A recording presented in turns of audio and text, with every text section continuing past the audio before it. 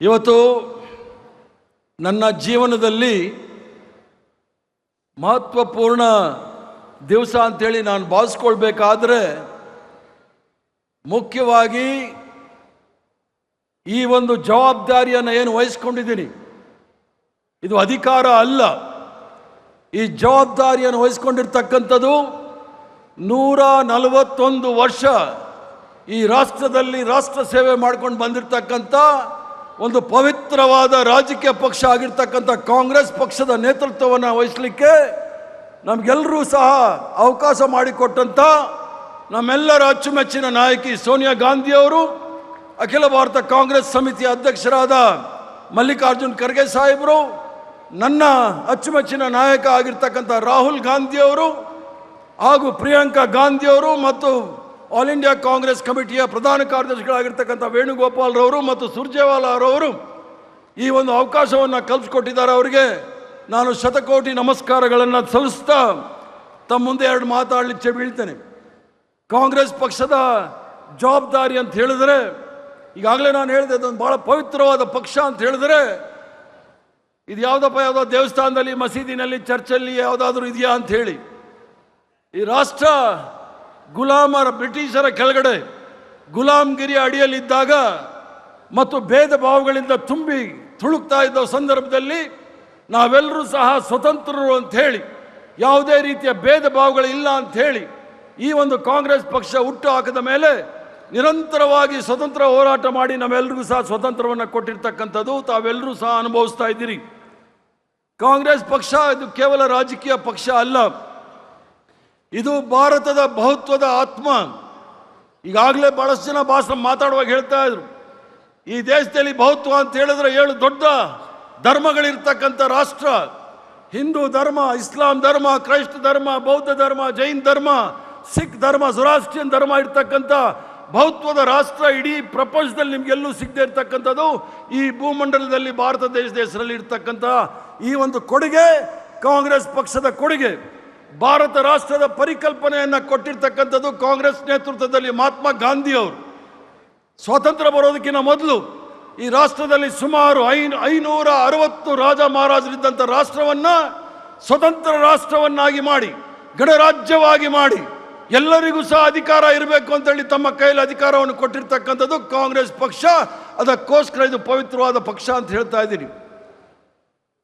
ಅದ್ರ ಜೊತೆಗೆ ಕಾಂಗ್ರೆಸ್ ಪಕ್ಷ ಕೇವಲ ಸರ್ಕಾರ, ಚುನಾವಣೆ, ಮಂತ್ರಿ, MLA, MLC, MP ಆಗುವಂಥದ್ದಲ್ಲ.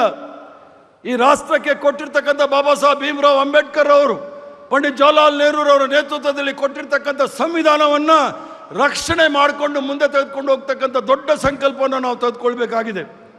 ಈಗಾಗಲೇ ನಮಗೂ ಸಹ ಎಲ್ಲ ವಯಸ್ಸಾಗ್ತಾ ಇದೆ. ಈ ಒಂದು ಸಂಕಲ್ಪ ಸಮಾವೇಶದಲ್ಲಿ ಈ ಒಂದು ಏನು ಮುಖ್ಯಮಂತ್ರಿಗಳು ಈಗಾಗಲೇ ಹೇಳಿದ್ದಾರೆ,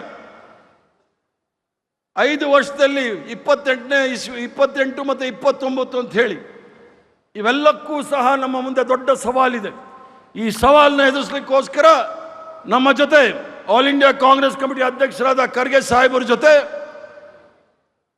ಮತ್ತು ವರ್ಕಿಂಗ್ ಕಮಿಟಿಯ ಸದಸ್ಯರಾಗಿರ್ತಕ್ಕಂಥ ಮಾಜಿ ಮುಖ್ಯಮಂತ್ರಿಗಳಾಗಿರ್ತಕ್ಕಂಥ ಸಿದ್ದರಾಮಯ್ಯನವರು, ಅಖಿಲ ಭಾರತ ಕಾಂಗ್ರೆಸ್ ಸಮಿತಿಯ ಪ್ರಧಾನ ಕಾರ್ಯದರ್ಶಿಗಳಾದಂಥ ಸುರ್ಜೇವಾಲಾರವರು, ಕರ್ನಾಟಕ ರಾಜ್ಯದ ನೂತನವಾಗಿ ನೇಮಕಗೊಂಡಿರ್ತಕ್ಕಂಥ ಮುಖ್ಯಮಂತ್ರಿಗಳಾಗಿರ್ತಕ್ಕಂಥ DK ಶಿವಕುಮಾರ್ ಅವರು, ವೇದಿಕೆ ಮೇಲೆ ಕುಳಿತಿರ್ತಕ್ಕಂಥ ಎಲ್ಲ ನಾಯಕರು. ನಾನು ಮಾತಾಡೋದಕ್ಕಿಂತ ಮೊದಲು ಇನ್ನೂ ಹಲವಾರು ನಾಯಕರು ಮಾತಾಡಬೇಕಾಯಿತು. ಸಮಯದ ಅಭಾವದಿಂದ ನಾಯಕರು ಹೇಳಿದ ತಕ್ಷಣ ಆ ಹೆಸರುಗಳು ಮಾತ್ರ ನಾನು ಹೇಳ್ತೀನಿ. ನಮ್ಮ ಮುನಿಯಪ್ಪನವರು ಮಾತಾಡಬೇಕಾಗಿತ್ತು, ಸತೀಶ್ ಜಾರಕಿಹೊಳಿ ಅವರು ಮಾತಾಡಬೇಕಾಗಿತ್ತು, ಜಮೀರ್ ಅಹಮದ್ ಅವರು ಮಾತಾಡಬೇಕಾಗಿತ್ತು. ಆದರೆ ಸಮಯದ ಅಭಾವದಿಂದ ನಾನೇ ಮಾತಾಡಿ ತದನಂತರ ಸಿದ್ದರಾಮಯ್ಯನವರು ಮಾತಾಡ್ತಾ ಇದ್ದಾರೆ.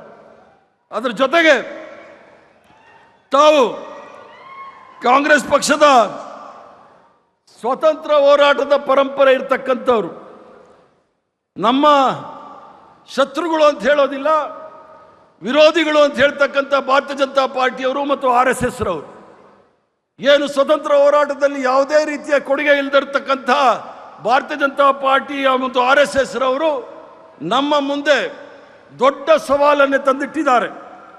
ಆ ಸವಾಲು ಏನು ಅಂತ ಹೇಳಿದರೆ, ಸಾಂವಿಧಾನಿಕ ಹುದ್ದೆಗಳನ್ನು, ಸಾಂವಿಧಾನಿಕ ಸಂಸ್ಥೆಗಳನ್ನು ಸಂಪೂರ್ಣವಾಗಿ ಅವರ ಅಡಿಯಾಳುಗಳನ್ನಾಗಿ ಮಾಡಿಕೊಂಡು ಸಂಪೂರ್ಣವಾಗಿ ಪ್ರಜಾಪ್ರಭುತ್ವವನ್ನು, ಸಂವಿಧಾನವನ್ನೇ ಬುಡಮೇಲು ಮಾಡಲಿಕ್ಕೆ ಪ್ರಯತ್ನ ಮಾಡ್ತಾ ಇದ್ದಾರೆ.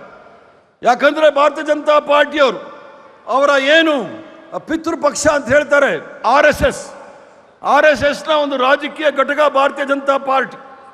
ತ್ರಿವರ್ಣ ಧ್ವಜದ ವಿರುದ್ಧ ಇದ್ದಂಥವ್ರು, ಸಂವಿಧಾನದ ವಿರುದ್ಧ ಇದ್ದಂಥವ್ರು, ಸ್ವತಂತ್ರ ಹೋರಾಟದ ವಿರುದ್ಧ ಇದ್ದಂಥವ್ರು ಇವತ್ತು ಯಾವುದೋ ವಾಮ ಮಾರ್ಗದಿಂದ ಬಂದು ಅಧಿಕಾರವನ್ನು ಹಿಡಿದು ಸಂವಿಧಾನವನ್ನು ಸಹ ಮುಗಿಸ್ಲಿಕ್ಕೆ ಹೋಗ್ತಕ್ಕಂಥ ಕೆಲಸ ಮಾಡ್ತಾ ಇದ್ದಾರೆ. ಇದು ತಮ್ಮ ಸ್ವಾತಂತ್ರ್ಯವನ್ನು ಕಿತ್ಕೊಳ್ತಕ್ಕಂಥ ಕೆಲಸ ಯಾರು ಬ್ರಿಟಿಷರು ಮಾಡ್ತಾ ಇದ್ರು ಅದನ್ನು ಮಾಡ್ಲಿಕ್ಕೆ ಕೊಡ್ತಾ ಇದ್ದಾರೆ.